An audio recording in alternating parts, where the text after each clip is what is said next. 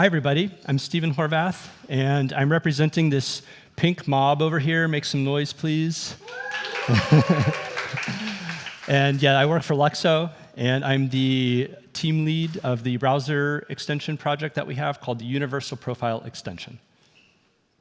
And Luxo is an Ethereum Layer 1 compatible blockchain started by Fabian Vogelsteller and Marjorie Hernandez. You are probably familiar with some of Fabian's work and have probably used some of it. Here are some of the standards that he created and the technology. And Marjorie is a fashion expert. She has several recognitions, including most recently, she was named as one of the 50 most important Germans in fashion.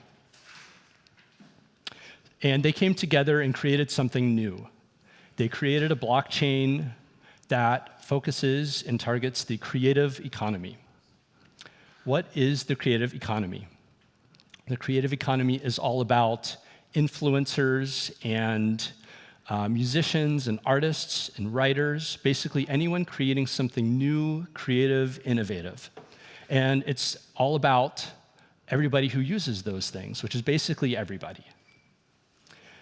Blockchain has some history of being very biased toward finance and toward anonymity, and those things are very important, but they're not the only thing that blockchain can do.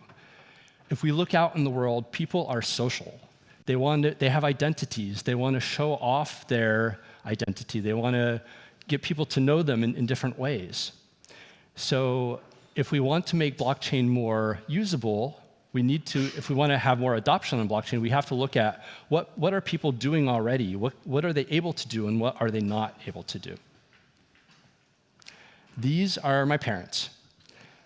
Let's start with what they're not able to do. So they're not able to use most crypto wallets. They have to they're going to try to attempt to a DApp. They're going to choose which wallet out of the many presented. They have to figure out what they are. They have to add that to their browser, choose a password, figure out what the heck a seed phrase is, create a seed phrase, confirm the seed phrase, figure out where to store the seed phrase, where no one can find it but themselves. Then they're presented with gas. What is gas? Where do you buy gas? Register for a centralized exchange. Okay, now they have to send an ID, and they have to do a face scan and send it to, maybe they don't even know where the geography of the exchange is, where they're sending this information to. Then they can buy some ETH, figure out what their account number is, link their account. Finally, they can transfer ETH to their wallet, and now they can use it. Blah. It's so much work, and you can see why. I mean, not just people in my parents' generation, but people who are my friends in my generation. They're very technical people, but they get stuck at step 3. And I go and I talk with them about blockchain and everything that it can do, but they're not able to see the power of it. So, what can normal people do? What can my parents do? They can post on social media. They can install an app on their phone. They can very easily sign up for a Web 2 account that's not out of their range. They can walk into a cell phone store and they can roughly figure out what kind of data plan that they need. They might not know what a gigabyte is, but they know that if they're just sending emails, they probably just need a little bit of data. If they're watching a bunch of videos, they need something more. So Luxo was created to solve a lot of these usability problems. And the main thing that we're offering are our standards. So today I'm going to show you the power of the Luxo standards, what you as decentralized application developers can do, how you can use these, and I'm going to show it through the product that I've been working on and my team has been building for the last months, which is the Universal Profile Extension. So, without further ado, here it is. This is the Universal Profile Extension. You may notice something right away, that you don't see tokens on the main page. That's because the Universal Profile Extension is not a wallet. It's about profiles. Nothing wrong about tokens, and actually, there's the finance part is important, it's just not the only thing. And I'll talk a little bit later about some new standards that we have that actually improve the finance aspect also. But the extension that we offer is profile-centric, not token-centric.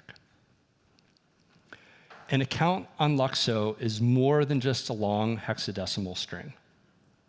An account on Luxo has information about your name, it has your bio, has an avatar or a profile picture.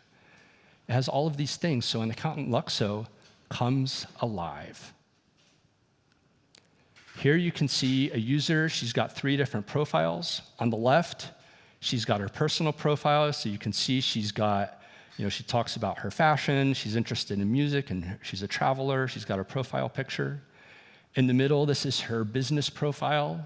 So she's involved with a DAO, and she's an architect, and she does her design work. And then on the right, this is her investment account. And here, she decides to stay completely anonymous. She's got an avatar, she doesn't reveal her real name. And none of these accounts are able to be traced to each other. The way that we do this is through our standards. And one of the standards that we have allows you to actually attach metadata to your account. And you can see here, there are a lot of different fields. Like I was saying, there's the name and the avatar and some tags. You can attach unlimited metadata to your account. And the ability to do this opens up a huge array of possibilities. So one of the really powerful standards that we have is what we call our key manager. And this allows Dapps to actually request control of various parts of the profile or the account in very fine-grained ways. And you can think of this kind of like when you install an app on your phone, and the app wants to access your photos or access your contact list. The app actually has to ask permission for you. And then you can decide, do you want to give that app permission to your photos or your contact list if you trust it? If you don't, you might not be able to get the photo functionality in there, but you know that you're safe. And if you do, then you can allow it to happen. So we're doing the same thing, however, we're doing it on-chain. And you can see here, this is what the extension looks like. And you can see that there are a number of different Dapps in here. So we've got a music app, we've got a DAO, we've got a recovery service, we've got the extension itself. And through the key manager, you can create a controller. Each of these controllers has different permissions that it can request. So here you can see some different permissions. The Dapp can change the user's profile data. It can sign on behalf of the user. It can encrypt or decrypt messages on behalf of the user. It can transfer tokens on behalf of the user, or the native token, Lux. It can deploy smart contracts on behalf of the user. And it can even add additional controllers or edit these permissions itself, and more. Now, there are a lot of different use cases that this opens up. So you can imagine a music or a game DApp that maybe has application data, maybe like a playlist or a configuration. These can actually be associated directly on the user's profile, and permissions can be granted in a way that allows it to only change the keys that are relevant to the DApp itself, not be able to change the user's name. So those can be requested too. Multiple devices. So in the Ethereum world, we take seed phrases, and if we have a wallet on multiple devices, we're pasting around these seed phrases everywhere. Well, if one of those devices ends up getting compromised and your seed phrase gets lost, then you basically lose access everywhere.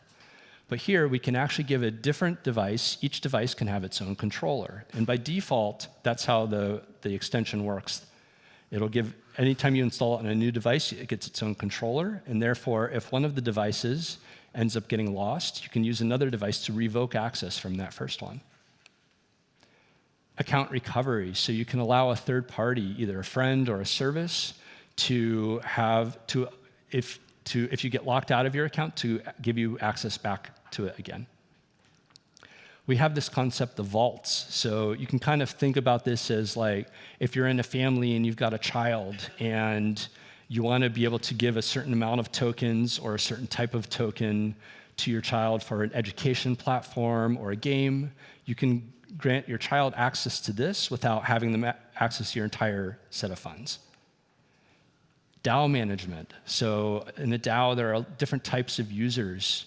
You can have a marketing manager, for example, that is able to change the profile data of the DAO that maybe feeds into the website, or a treasury manager that is able to only transfer tokens or only certain types of tokens. Or you can have an admin that's able to grant new users access or restrict their access. So like I said before, gas is probably one of the biggest pieces of friction in the blockchain world. And like I said, it's something where even very smart people, anyone who's basically not a geek has trouble here. So we've really looked at this, and the way that we fix this at Luxo is through what we call our transaction relayer. And here you can see a view of our DApp. You can kind of think of this as like if you go into a cell phone shop and you need a data plan for your phone. Yeah, you get a monthly quota of gas. If you use that gas before the month is over, you have to wait until the next month for it to reset, or you can top it up in the meantime. So we do the same thing, but with gas. So we take the pain out of that. Users are still signing their transactions in the extension itself, but the transactions are run through the relayer. And you can pay for that with a credit card or with crypto, various ways. And so we've actually created a standard with this. Like you see, we have our own relayer, but we actually invite you as developers to come and compete with us. By having diversity, it actually improves the ecosystem and it gives users choice. There are a lot of different types of models, and there's a lot of room in business models for how somebody could build a relayer. So this is a really great opportunity if somebody wants to try this. And actually, one of our team members, we'll be having a meetup tomorrow in Berlin at our office, and one of our team members will be giving a talk. Cal, raise your hand tomorrow. So if you want to come and learn how to do that, come and check it out.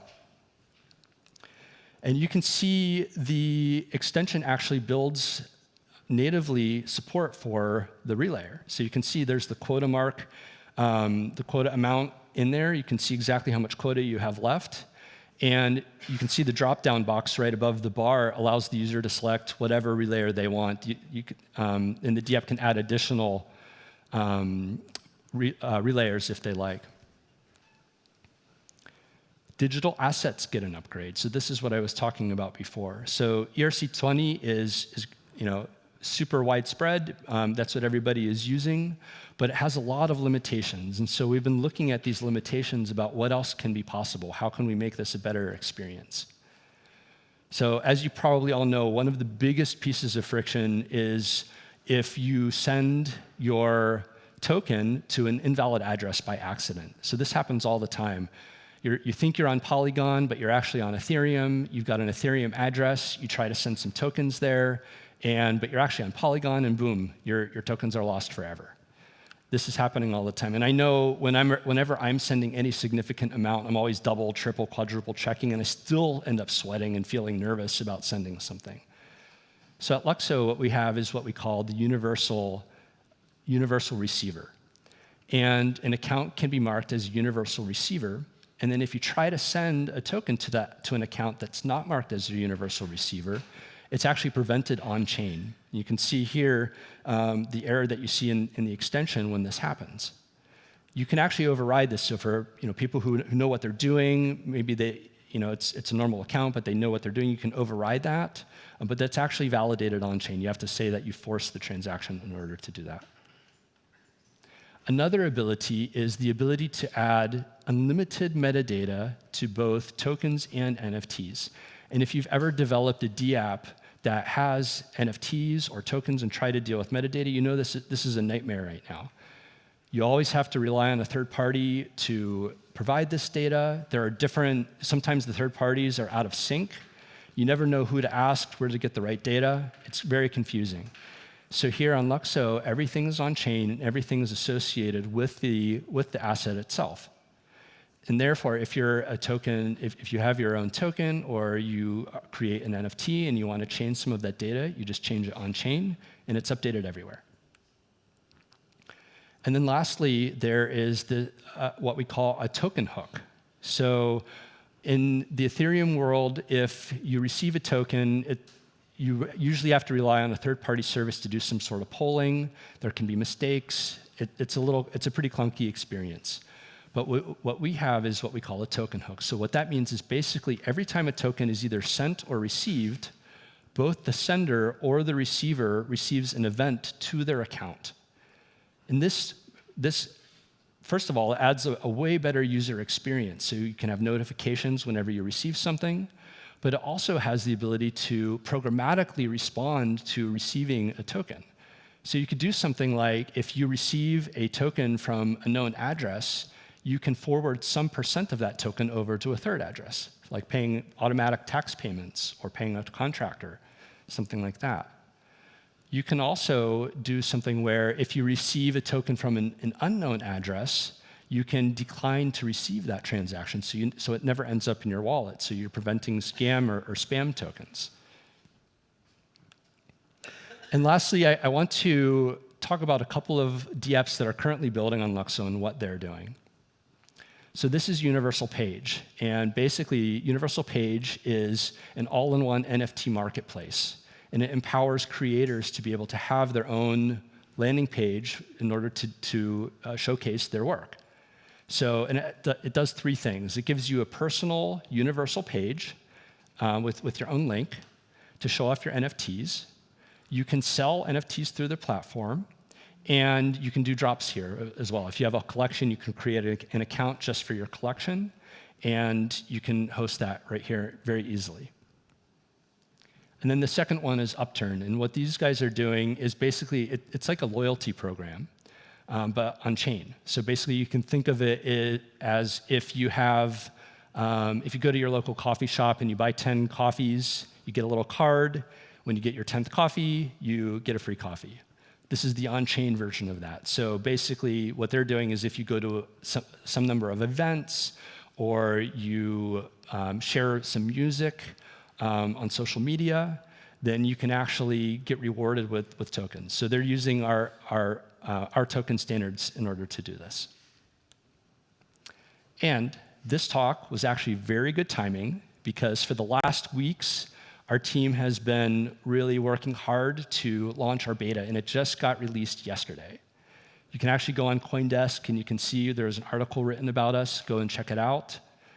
Everything that you've seen here is from the beta that you're working on, so you're seeing some brand new things here. So scan the QR code, give the extension a shot, and come in our Discord, let us know your experience, and come build with us.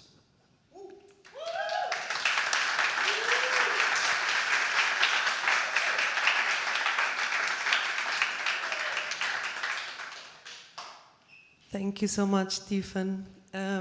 Does anyone have any questions? We have a few minutes for that.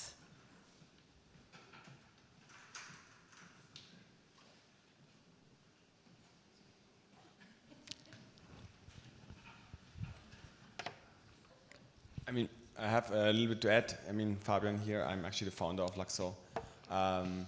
So, like, this is basically a whole new account system, a smart contract-based account system.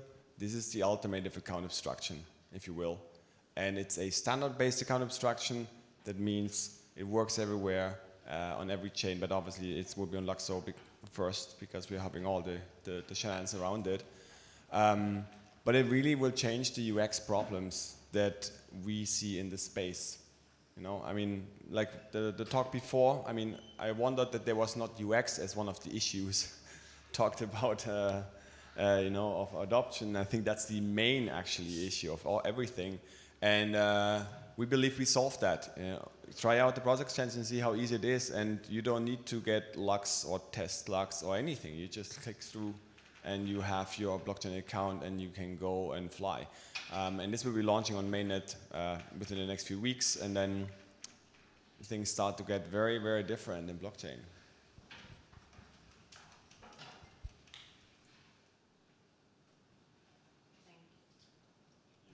Thank you. Any further questions?